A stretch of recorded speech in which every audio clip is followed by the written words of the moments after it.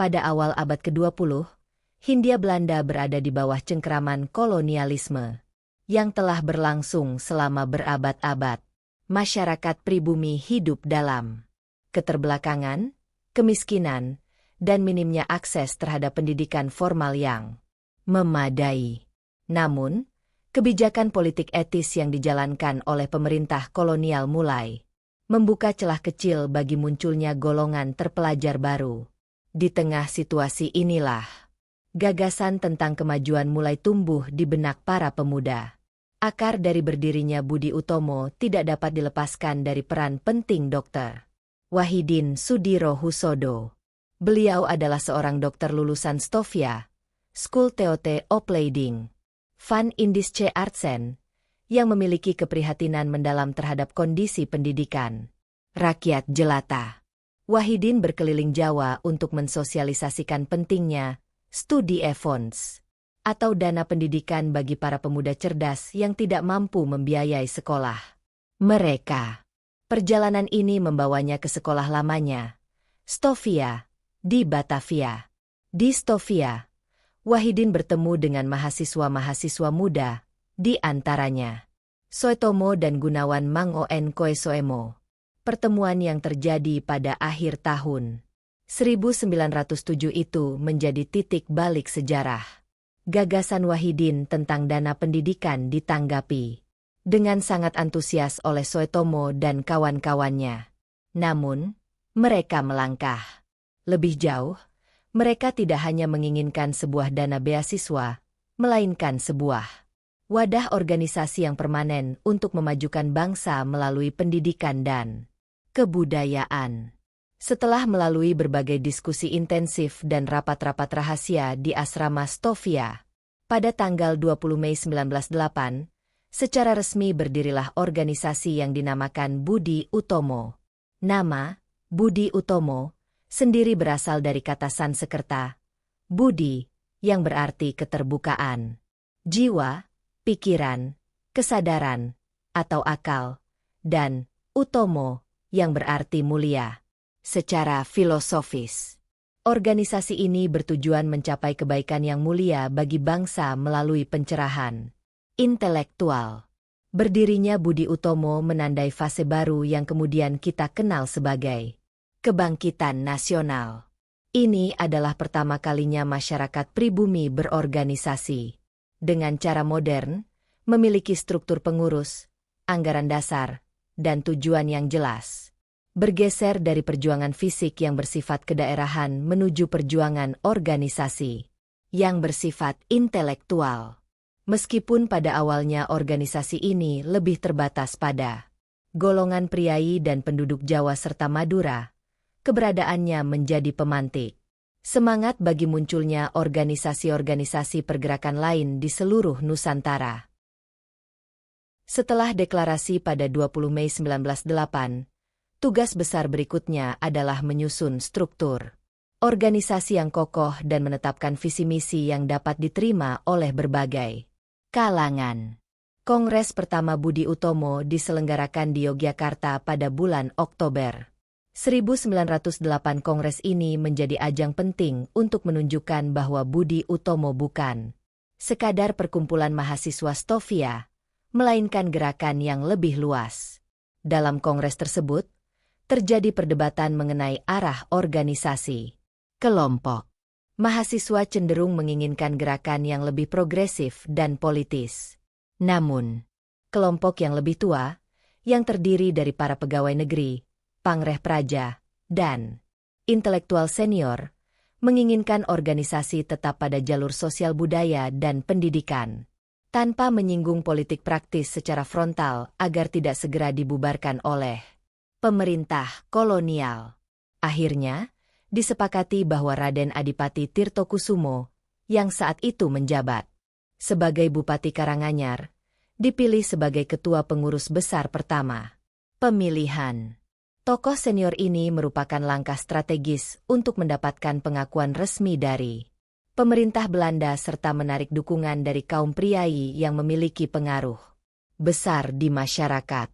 Meskipun demikian, pusat kegiatan intelektual dan semangat tetap berada di tangan para pemuda di Batavia dan kota-kota besar lainnya.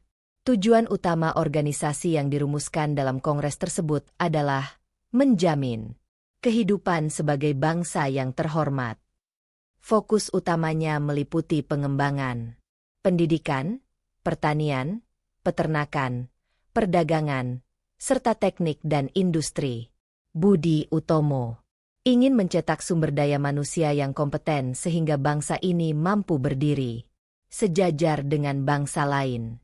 Mereka mendirikan sekolah-sekolah dan memberikan beasiswa, serta aktif dalam kegiatan-kegiatan literasi melalui penerbitan berkala. Dinamika internal Budi Utomo juga sangat menarik untuk disimak. Munculnya berbagai cabang di Jawa dan Madura menunjukkan antusiasme yang tinggi. Namun, tantangan mulai muncul ketika organisasi-organisasi lain seperti Sarekat Islam yang lebih berakar pada masa rakyat banyak dan bersifat lebih terbuka mulai bermunculan. Budi Utomo seringkali dianggap terlalu elitis karena didominasi oleh kaum priai. Namun, kontribusi mereka dalam meletakkan dasar-dasar organisasi modern tetap tidak tertandingi. Memasuki dekade kedua abad ke-20, peta pergerakan nasional Indonesia mulai berubah drastis.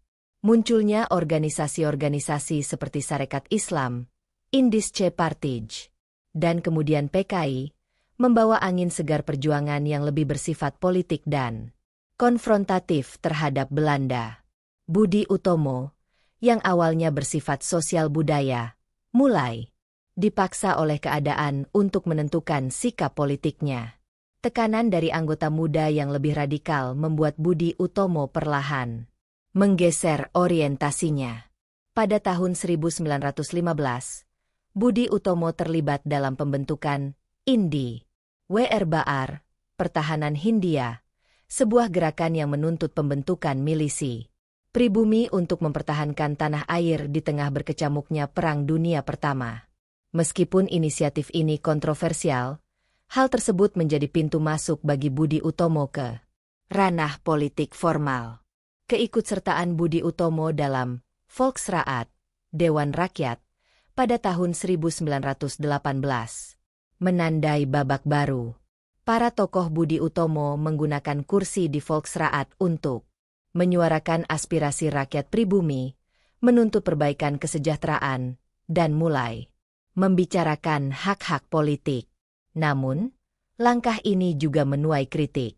Banyak yang menganggap Volksraad hanyalah wadah bicara yang tidak memiliki kekuatan nyata, sehingga Budi Utomo dianggap bekerja sama dengan penjajah. Transformasi ini tidak berjalan mulus. Terjadi perpecahan antara sayap moderat yang ingin terus bekerja sama dengan pemerintah melalui reformasi bertahap, dan sayap progresif yang menginginkan kemerdekaan penuh.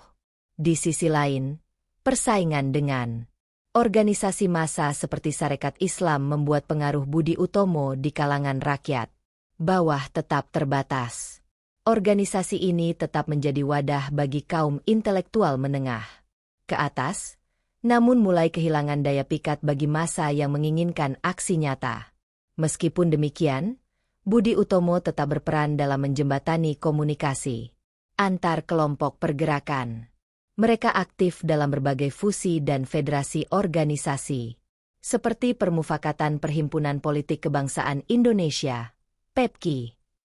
Upaya untuk menyatukan visi nasional terus dilakukan, meskipun identitas Jawa sentris mereka perlahan mulai dilebur ke dalam identitas Indonesia yang lebih luas seiring dengan perkembangan kesadaran nasional yang melampaui batas suku bangsa. Pada akhir tahun 1920-an dan awal 1930-an, semangat nasionalisme Indonesia telah mencapai puncaknya dengan adanya Sumpah Pemuda pada tahun 1928. Budi Utomo, sebagai organisasi pionir, menyadari bahwa struktur organisasi yang bersifat kedaerahan, meskipun hanya dalam nama dan sejarah awal, sudah tidak lagi relevan dengan semangat Persatuan Indonesia yang total. Muncul kesadaran untuk melakukan fusi atau penggabungan guna memperkuat Barisan Nasional. Pada tahun 1935, Budi Utomo akhirnya memutuskan untuk meleburkan diri dengan Persatuan Bangsa Indonesia, PBI, di bawah pimpinan Dr. Soetomo, salah satu pendiri asli Budi Utomo. Hasil dari penggabungan ini adalah lahirnya Partai Indonesia Raya, Parindra. Dengan fusi ini, secara organisasi Budi Utomo berhenti berdiri, namun semangat dan tujuannya tetap hidup di dalam wadah yang lebih besar dan bersifat nasional. Melihat kembali perjalanan Budi Utomo, signifikansinya bukan pada jumlah anggotanya atau kemenangan politik sesaat yang mereka raih. Signifikansi utamanya adalah sebagai lokomotif perubahan mentalitas bangsa. Mereka adalah kelompok pertama yang menyadari bahwa untuk melawan kolonialisme yang terorganisir, bangsa ini harus berorganisasi secara modern. Mereka membuktikan bahwa pendidikan adalah kunci utama untuk memutus rantai penjajahan. Warisan Budi Utomo tertanam kuat dalam setiap sendi perjuangan bangsa setelahnya. Tanggal berdirinya, 20 Mei, ditetapkan sebagai Hari Kebangkitan Nasional oleh pemerintah Republik Indonesia melalui Keputusan Presiden Nomor 316 Tahun 1959. Ini adalah penghormatan tertinggi terhadap keberanian sekelompok pemuda Stovia yang berani bermimpi tentang kemajuan di tengah kegelapan penjajahan.